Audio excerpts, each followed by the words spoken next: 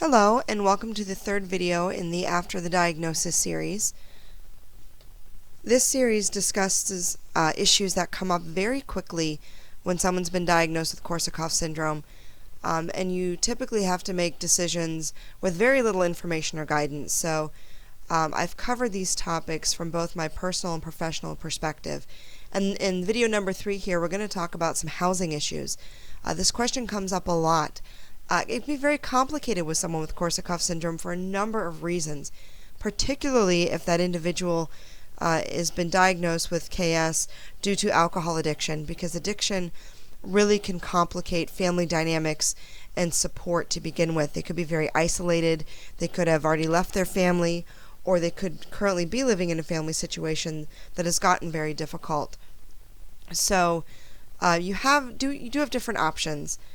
At home with supervision and support. So living at home, either if they're living by themselves, they're going to need some kind of either professional or family supervision and support. With other family members, so if they can go back to living with their family and that works for the family, wonderful. However, at times it can be more than the family can handle for multiple reasons. It can be too stressful. They could need to do more to the home as far as dealing with the motor issues and physical disability than they can afford or that the home can allow. And in those situations, it's absolutely okay to look into some kind of assisted living, because the family needs to be able to move on as well as the family member who's affected. So if that is the situation, some kind of assisted living where there's some kind of professional support. Retirement home typically involves some kind of age. They have to be a certain age before they can qualify. Or a nursing home usually means there's some kind of medical component. Now, these terms are often used interchangeably, and in most states there is some definition to each specific term. So if you're not familiar with that, I do encourage you to look into what these terms mean in your state, because you may be talking to someone about a nursing home when really they need something that's more considered an assisted living. And you just want to make sure you're using the same language when you start to go through this process. So just be aware that these terms actually could mean different things. If your loved one is going to return home either by themselves or with family, there are some significant safety issues to consider that aren't always apparent when you first move someone back home. Looking at access to transportation. Due to the memory issues and the motor coordination, it may no longer be safe for that person to drive, or even bike, or in some cases be able to walk sidewalks to where they need to go. And they can really resist you on this. No one likes the keys taken away, but it could be the best option. They could get lost easily, or with their coordination or their response time, they may cause an accident. You don't want that. So looking at what transportation methods would be suitable. Our most recent family member that we helped with, my uncle, we took his keys away pretty quickly. He was okay with that because he realized he got lost and was uncomfortable with that. But after several months of therapy and getting an idea of how well he was going to function, we were able to find him a living situation where he was within walking distance of a grocery store. And he liked going to the grocery store every day or going to a little diner every day and getting out and having some measure of independence. Access to alcohol, medication, other foods they shouldn't have. The transportation issue becomes a big one if they're just going to go out and drive and drink. Any medication, if they have meds, they really shouldn't be medicating themselves. And this includes over the counter, because they're not going to remember if they've taken something. So you don't want them over or under medicating themselves. If they have any kind of dietary restrictions, you want to make sure that they're not getting foods that they're allergic to or that they shouldn't eat because of other medical conditions. And even the issue of an individual who now has Korsakoff syndrome, they can feed themselves. Are they eating only junk food? Because they may just let the diet go entirely and just head for cake and cookies and sugar and cause other medical issues. So they may need some assistance monitoring their diet. This goes into kitchen hazards. I really don't recommend anyone with any kind of memory issues having access to a stove or an oven because they could forget about it and leave it on. Open access to knives, other tools that could be dangerous. Not that they're not going to know how to use them, but if they have any kind of issues with motor coordination or if they trip or shuffle or drop things, it could just be a dangerous situation. You don't want to have any accidents, particularly if they're home alone. Security systems. Do they need to remember a code to turn an alarm off? Is there a hidden key under one of those fake rocks or something like that they have to remember where it is, that they might leave out or lose? Things like that. You don't want a situation where they're accidentally tripping their alarm and you have multiple false alarms. In some communities, depending on their system, they could actually get fined for setting off their alarm system accidentally too many times. In the home, are there tripping hazards? Furniture, decor. I've had situations where clients have had really lovely plants that the person tripped over and completely ruined the plant or broken a large vase or something like that.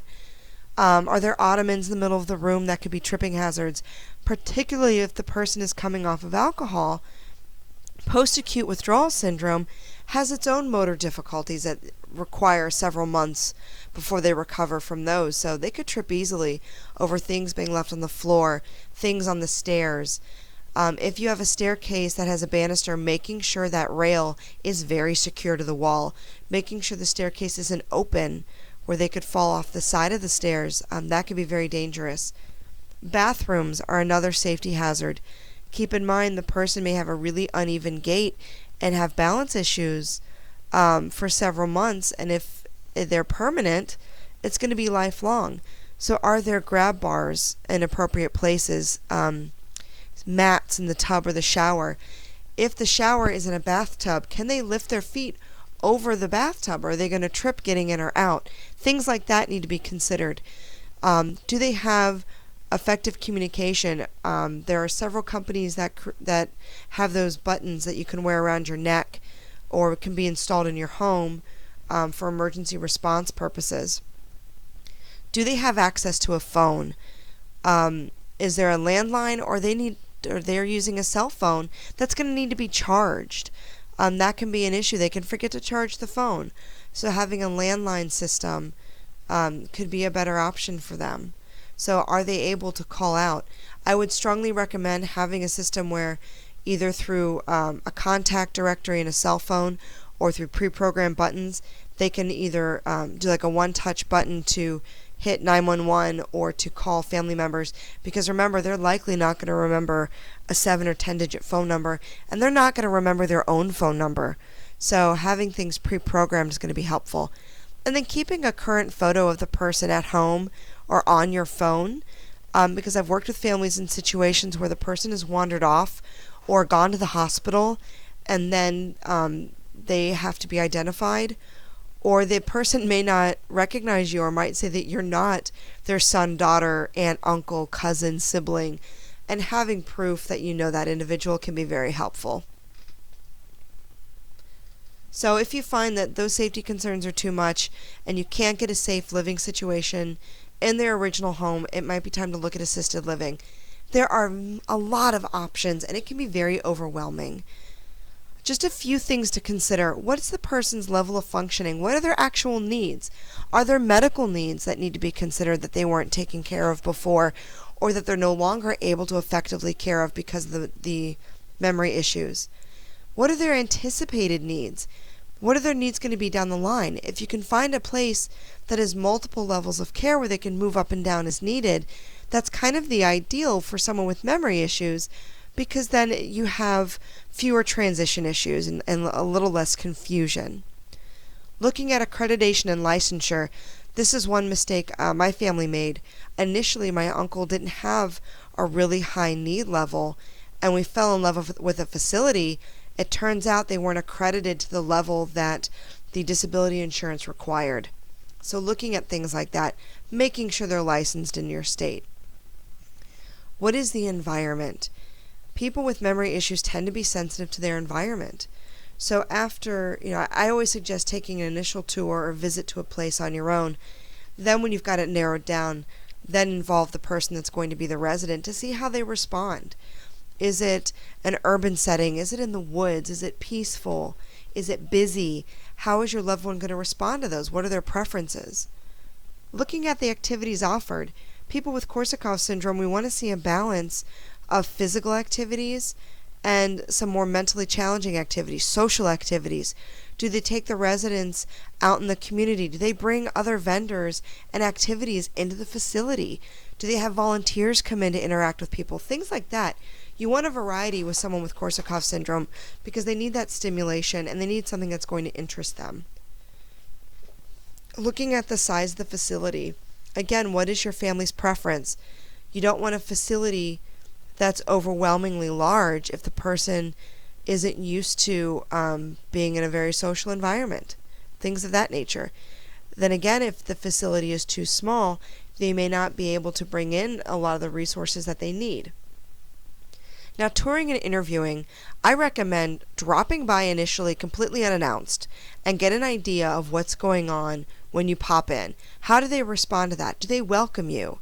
Do they not let you pass the lobby until you've scheduled with a very specific manager, for example? We really got a different feel for places when we dropped in uninvited versus when we scheduled the tour. Some places we dropped in unannounced and we were not interested in scheduling a tour beyond that based on how we were treated when we walked in. They should be inviting. They should kind of have an open book. There's a limit to the information they can give you because of privacy for their residents, but they should be able to give you quite a bit of information that would pertain to your potential resident.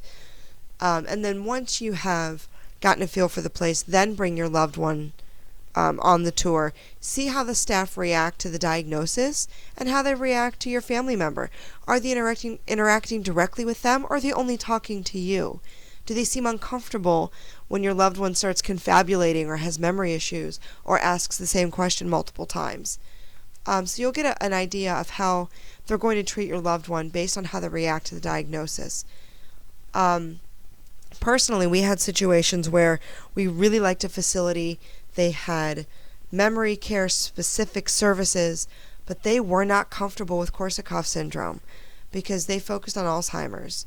So they weren't sure how to react to both the anterograde and retrograde amnesia or the confabulation. And it's good that they're honest about that because you don't want to move your loved one into a facility and then things just start going downhill. Then you have to move them. It can be very, very stressful. Regarding the costs, I would be wary of a facility that wants your personal financial information up front, because your loved one, whatever they're bringing as far as their debt, their financials, their income, if there is alimony, if there is disability insurance, things of that nature, that's their personal financial picture. And I would really discourage you to take on all of the costs of your loved one as if they were your dependent or your child, unless that's legally is the case. Because a lot of facilities will try to look for the deepest pockets they can because care is expensive, but it is not your responsibility, and you don't have to take your whole family down financially to support one individual. And that is a very common mistake people make early on in the process. You want to look for a facility that will work with your loved one's budget and resources independently.